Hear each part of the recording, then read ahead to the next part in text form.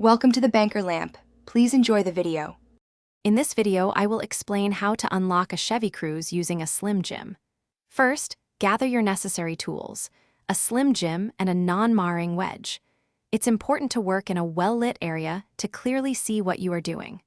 Also, understand that this method requires careful execution to avoid damaging your vehicle's internal locking mechanisms or wiring.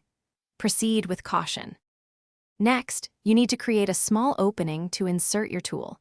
Gently place the non-marring wedge into the top corner of the driver's side door frame. Apply slight pressure to create a gap of about 1/4 of an inch. This gap allows you to carefully slide the Slim Jim down between the window glass and the weather stripping. Take your time to avoid bending the door frame. Once the Slim Jim is inside the door, you'll need to locate the locking mechanism. Carefully guide the tool downwards, feeling for the vertical locking rod. This rod is typically found near the door handle assembly. Once you feel it, gently maneuver the Slim Jim to hook onto the rod. With a firm but controlled motion, pull the Slim Jim upwards to disengage the door lock. You should hear a click. After successfully disengaging the lock, carefully remove the Slim Jim and the wedge from the door frame. Test the door handle to ensure the lock is fully disengaged and the door opens freely.